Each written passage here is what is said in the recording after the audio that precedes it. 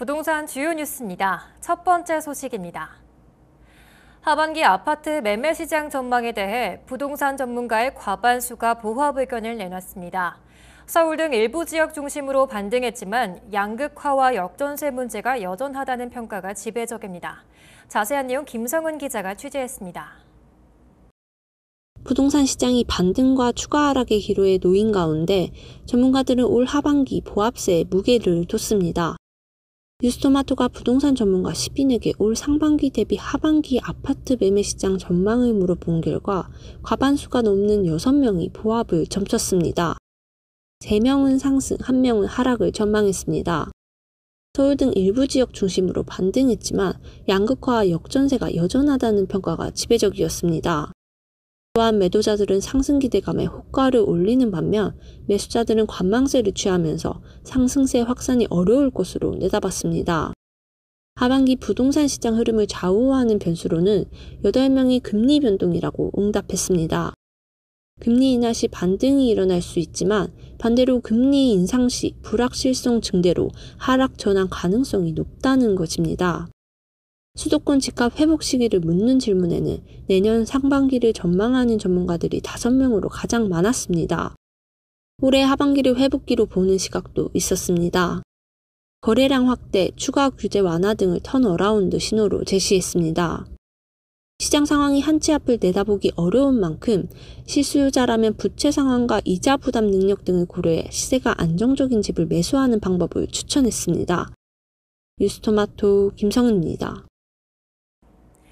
다음 소식입니다. 올해 하반기 전국 집값이 하락세를 이어가며 상저하저 흐름을 보일 거라는 전망이 나왔습니다.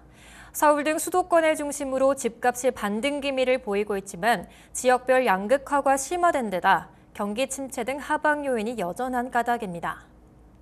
한국건설산업연구원은 올해 하반기 경제 상황 악화로 전국 집값이 0.7% 떨어질 것으로 예상했습니다. 전국 주택 매매 가격은 지난달까지 4.1% 내림세를 기록한 이후 하반기 추가적으로 0.7% 떨어져 연간 4.8% 하락할 거라는 전망입니다.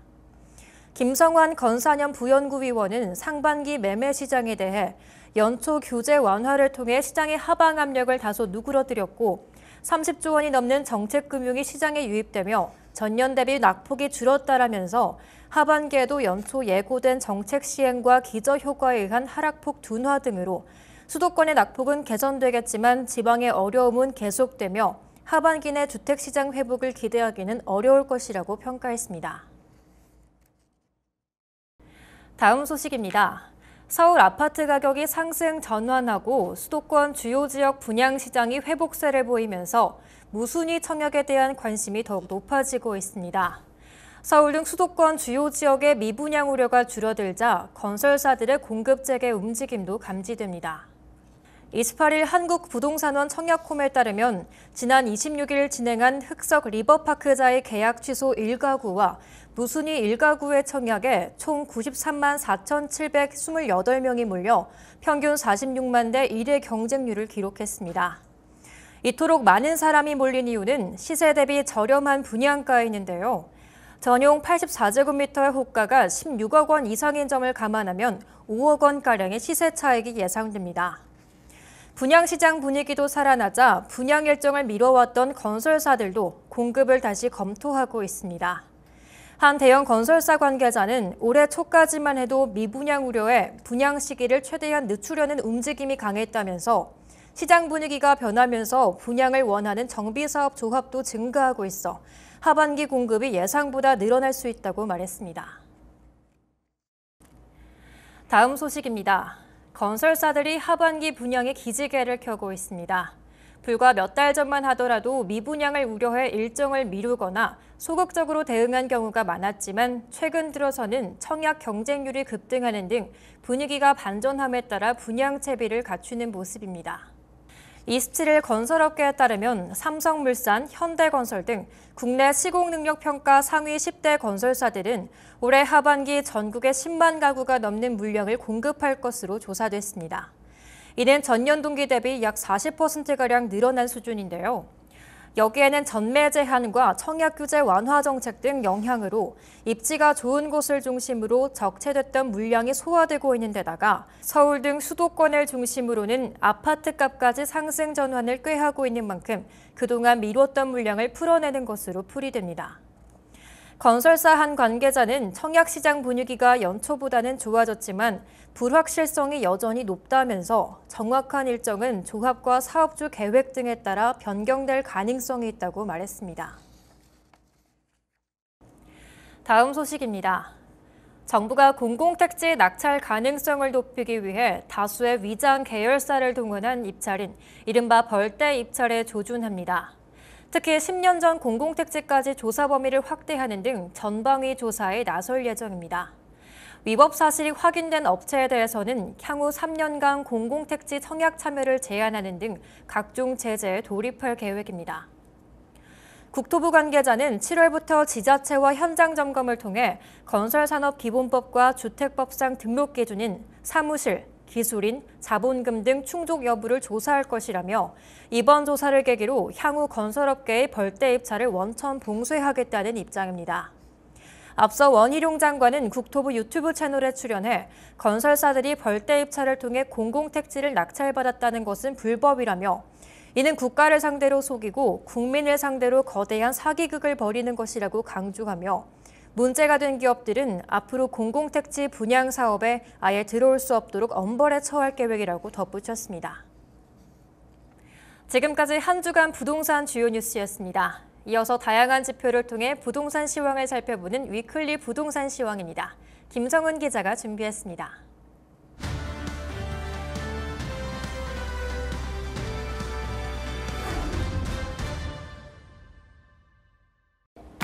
안녕하십니까. 뉴스토마토 김성은 기자입니다. 지표를 토대로 부동산 시장의 주요 흐름을 분석하는 위클리 부동산 시황입니다.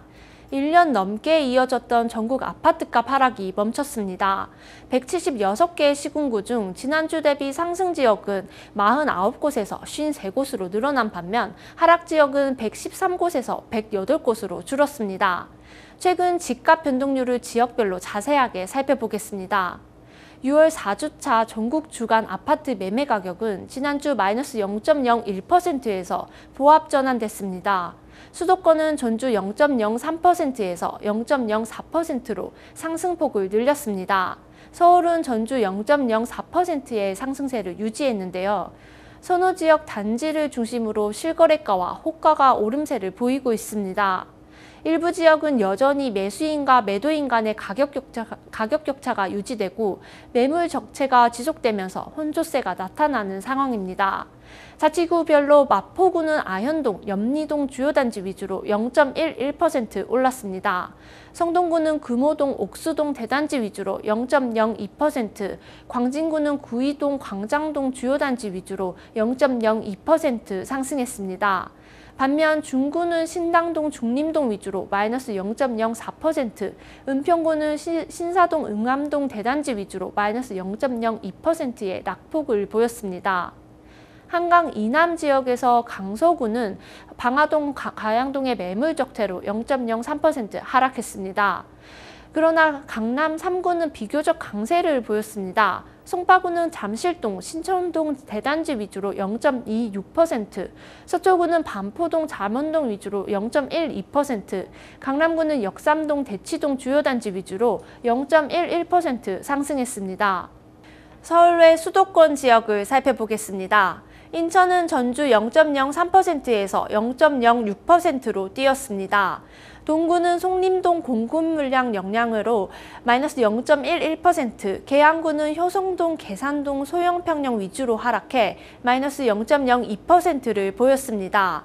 중구는 중산동, 운서동 신축과 준신축 위주로 0.19%, 연수구는 송도국제도시 위주로 0.18%, 부평구는 삼산동, 부평동 주요 단지 위주로 0.05% 오르며 인천 전체 상승폭이 확대됐습니다. 경기 지역은 0.03%의 오름폭을 지속했습니다. 신규 입주 물량 영향을 받는 양주시와 공도, 당왕동, 소형평형 위주로 약세를 보이는 안성시는 각각 0.28% 하락했습니다. 동두천시도 마이너스 0.17%의 낙폭을 보이며 하락을 지속했습니다. 상승한 곳도 있습니다. 하남시는 덕풍동, 신당동 주요 단지 위주로 0.43%, 과천시는 급매물이 소진되며 부림동, 중앙동 선호단지 위주로 0.34%, 오산시는 인근 지역 개발 호재 영향이 있는 부산동, 외산미동, 내산미동 위주로 올라 0.24%로 상승 전환했습니다. 지방은 전주 마이너스 0.05% 대비 낙폭을 줄인 마이너스 0.03%로 나타났습니다. 부산 마이너스 0.07%, 대구와 광주 각각 마이너스 0.04%, 울산 마이너스 0.01%로 전주 대비 하락폭이 감소했습니다. 대전은 전주 보합에서 마이너스 0.02%로 하락 전환했습니다. 세종은 0.18%에서 0.21%로 상승폭을 늘렸습니다. 두 지역은 충북과 충남이 보합됐으며 전남 마이너스 0.08%, 제주와 경남 각 마이너스 0.06%를 보였습니다. 다음은 전세 시장을 살펴보겠습니다. 이달 4주차 전국 아파트 주간 전세 가격은 0.03% 하락해 전주 마이너스 0.04% 대비 낙폭이 둔화됐습니다. 같은 기간 수도권은 보합에서 0.02% 상승 전환했습니다. 서울은 0.02%에서 0.04%로 상승폭을 키웠습니다. 장기간 지속된 전세 가격 하락으로 저가 인식이 퍼진 가운데 정주 여건이 양호한 지역이나 선호단지를 중심으로 간헐적 수요가 발생하고 있습니다. 호가와 실거래가가 완만하게 상승하며 오름폭이 소폭 늘었습니다. 강북에서는 도봉구가 창동, 쌍문동, 구축 위주로 마이너스 0.07%, 중랑구는 신내동, 중화동 위주로 마이너스 0.06%, 노원구는 중계동, 월계동 위주로 하락해 마이너스 0.05%를 보였습니다. 마포구는 공덕동, 아현동 위주로 0.06%, 은평구는 녹번동, 불광동 주요 단지 위주로 0.04%, 종로구는 무학동, 창신동 위주로 0.03% 상승했습니다. 강남에서는 송파구가 문정동, 장지동, 오금동 위주로 0.08%의 오름세를 보였습니다. 양천구는 신정동, 목동, 학군 지역 위주로 0.14%, 영등포구는 역세권과 여의도동 위주로 0.09%, 강동구는 둔촌동, 명일동 위주로 0.09% 올랐습니다. 인천은 전주 마이너스 0.11%에서 마이너스 0.08%로 낙폭을 줄였습니다.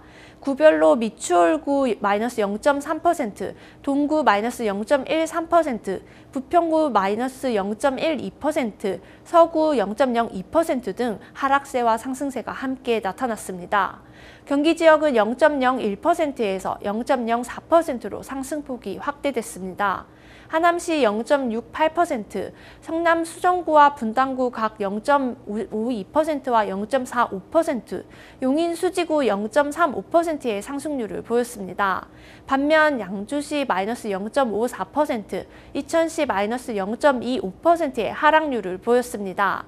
지방의 경우 마이너스 0.08%의 낙폭을 이어갔습니다. 대구 마이너스 0.16%, 울산 마이너스 0.11%, 부산 마이너스 0.09%, 대전 마이너스 0.07%, 광주 마이너스 0.04%로 지방광역시는 모두 하락세에 머물렀습니다. 세종은 0.11% 상승했으며 두 지역의 경우 충북 0.01%, 전북 마이너스 0.13%, 전남 마이너스 0.11%, 경남 마이너스 0.1% 등을 보였습니다.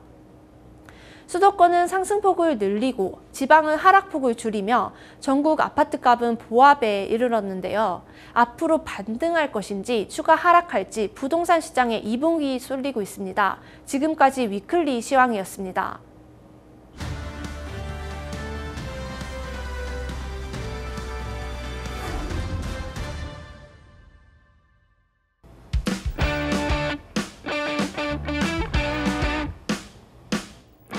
이번 주 주요 청약 정보를 확인하는 청약 캘린더 시간입니다. 오늘도 김성원 기자 나와주셨습니다. 기자님 안녕하세요. 안녕하세요. 네, 그럼 이번 주에 주목할 만한 주요한 청약 일정은 어떤 게 있을까요? 네, 먼저 서울 청약단지부터 살펴보겠습니다. 서울 관악구 신림 뉴타운의 첫 분양단지 서울대 벤처타운역 푸르지오입니다. 이 단지는 지하 4층, 지상 최고 17층 8개 동 총 571가구 규모로 건립되며 182가구가 일반 분양으로 공급됩니다.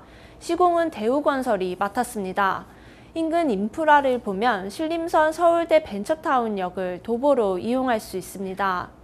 차로는 관악 IC를 통해 강남 순환도시고속도로, 산막 IC를 통해 제2경인고속도로로 진입 가능합니다. 서울시 관악구가 규제지역에서 해제됨에 따라 주택 소유와 상관없이 누구나 1순위 청약이 가능하고 재당첨 제한을 적용받지 않습니다. 청약 당첨 1주택자의 기존 주택 처분 의무가 폐지되면서 당첨 시 기존 주택을 처분하지 않아도 됩니다. 전매 제한은 1년입니다.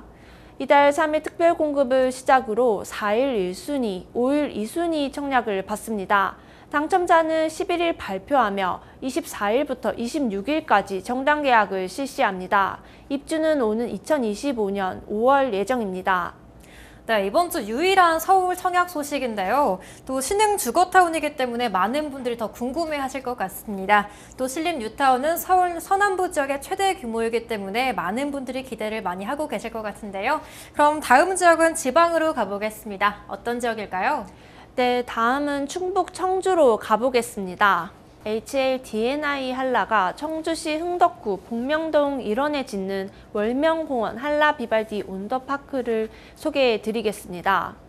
단지 규모는 지하 2층, 지상 최고 29층 8개 동, 총 874가구입니다. 민간공원 특례 사업으로 추진되는 만큼 전체 부지의 14만여 제곱미터 중 10만여 제곱미터는 공원으로 조성되고 나머지 부지에 아파트가 건립됩니다. 월명공원 한라 비발디 온더파크는 맞은편에 청주 일반산업단지가 자리한 직주 근접 단지입니다. 청주 테크노폴리스 산업단지 내 약 6만여 제곱미터 부지에 SK 하이닉스 반도체 생산 공장 조성 계획도 있습니다. 단지는 봉정초, 복명초, 복명중고를 비롯해 한국폴리텍대학교, 충북대학교, 청주대학교 등과도 가깝습니다. 현대백화점, 롯데아울렛, GL시티몰, 청주 고속시외버스터미널 등 상업시설과 생활편의시설도 다양합니다. 이달 3일과 4일 특별공급 청약을 실시하고 5일 1순위, 6일 2순위 청약을 진행합니다. 당첨자 발표는 12일, 정당 계약은 23일부터 26일까지 받습니다. 입주 예정일은 2026년 5월입니다.